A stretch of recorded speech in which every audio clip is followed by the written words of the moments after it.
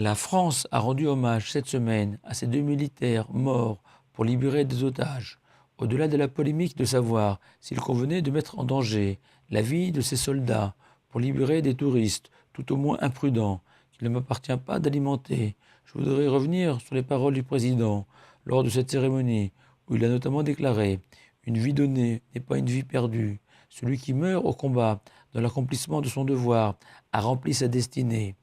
Comme en écho à ces paroles quasi mystiques, notre paracha de Hémor évoque aussi l'obligation d'être prêt à mourir pour un idéal. En effet, la Torah nous ordonne: vous ne profanerez pas mon saint nom, et je serai sanctifié parmi les enfants d'Israël. Et le Torah de Kohanim cité par Rashi explique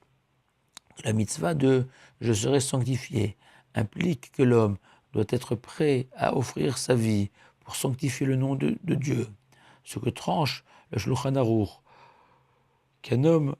face au devoir de choisir entre sa vie et sa foi, doit préférer sa foi et sacrifier sa vie, comprenant que le souffle de vie qui nous anime est un dépôt qui nous a été confié par notre Créateur et qu'il est logique de le rendre dès que son propriétaire, Dieu, l'exige. Mais attention, le Rambam précise que s'il est possible à l'homme menacé de s'enfuir et de sauver sa vie sans renier sa foi, et qu'il préfère malgré tout mourir, ce dernier méritera de terminer en enfer, car n'ayant pas compris que l'on doit tout faire pour préserver ce merveilleux cadeau offert par Dieu qui s'appelle la vie. Et la halakha recommande, lorsque nous récitons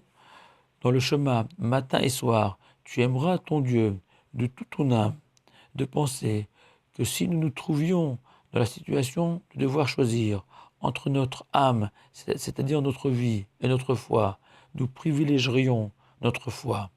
Et le Rajba écrit que nous accomplissons ainsi l'incroyable recommandation du roi David dans ses psaumes, qui alecha oragnu kolayom, car pour toi nous subissons la mort tous les jours, car cette pensée, au moment du chemin, doit être sincère et absolue.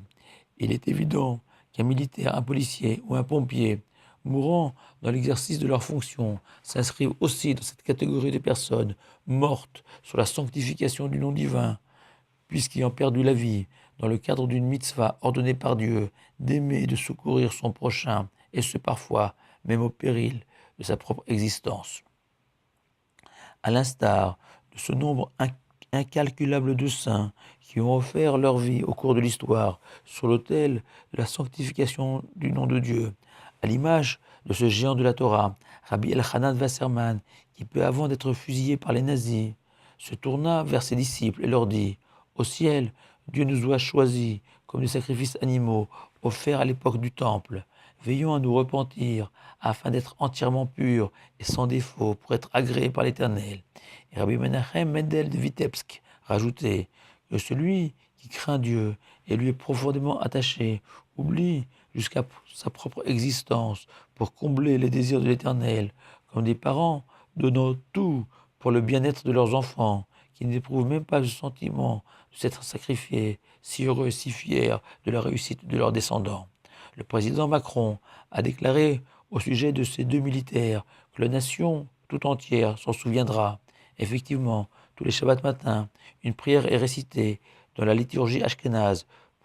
pour se rappeler du sacrifice de ceux morts pour le nom divin. Shabbat Shalom à vous tous.